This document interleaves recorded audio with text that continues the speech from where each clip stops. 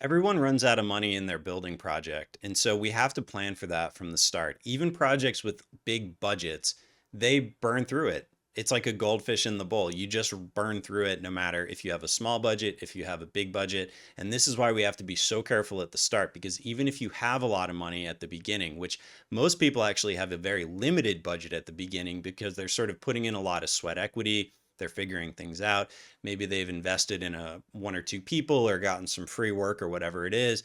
But by the time they start investing 10, 20, 30, $50,000 at the beginning of a project, if that doesn't get you significantly further in the process, you may run out of money before you even really got into the meat of the project. And I've seen this a number of times where people come to me and they've been working on something for months or even years, spent, again, $30,000, whatever it is, have some drawings, maybe they've got some architect they're working with, but they still don't feel like they've made it very far. And in reality, they often haven't.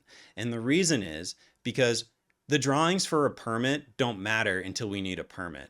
The drawings for even a test fit don't matter until we have some idea of what we're testing.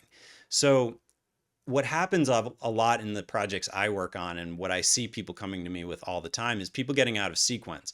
People spending money on things that they don't need to spend money on yet, bringing in people that they may need in the future but don't need at the beginning.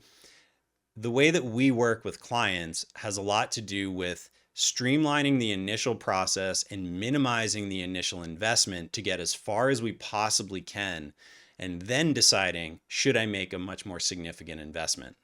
All right, so what does that look like? If this is your timeline for the project, at the beginning, it's a lot of your time. Maybe you've invested some money, but very often there's not much of investment. This is going from sort of 0 to 1, where you make a small investment. The thing is we need to get the most out of this investment as possible because it's so critical. And it's just very often this is a limited budget of like 10, 20, 30 grand, whatever it is.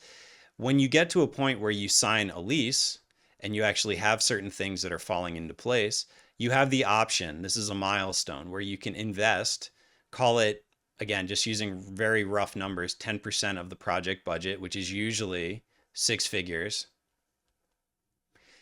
to document the thing. And then at that point, if you get your permit, if you hire a contractor, if you still have the budget, if you still feel good about it, you can then choose to build the thing. And this is roughly, 10x if this is 10%. So what we're talking about is a huge step from 0 to 1, 1 to 2, and then 2 to 3. This is why at the very beginning, it's so critical, because your first sort of step into the pool, your first step into the water of your project and making these investments, if it doesn't get you pretty far up the timeline, if it doesn't actually really jump you very far ahead, then it may sort of keep you back here, and you need to be making progress in order to move the project forward. I mean, it sounds so silly as I'm even saying it, but if you're in a situation where you're sort of feeling like this, where you're like, I've invested money, but I don't feel like I'm any further than back here, that's not where you want to be. So be careful with where you put your initial investments, because if it doesn't really move your project forward in a direction where it helps you with investors, where it helps you understand the viability of your project, whatever it is, in a very significant way, then your money might not be going to the right places. And if you'd like any help with that, please book a call. You'll see links down below, because we're happy to offer any advice and point you in the right direction if it's not something we can help you with. But I see this over and over, and it's kind of heartbreaking because people get to the point where they've invested a certain amount of money that's out of their own pocket. They've probably been saving up for that. And when they haven't gotten very far, they might not have any money to invest anymore. And that's where projects often stop. And that's not what we want.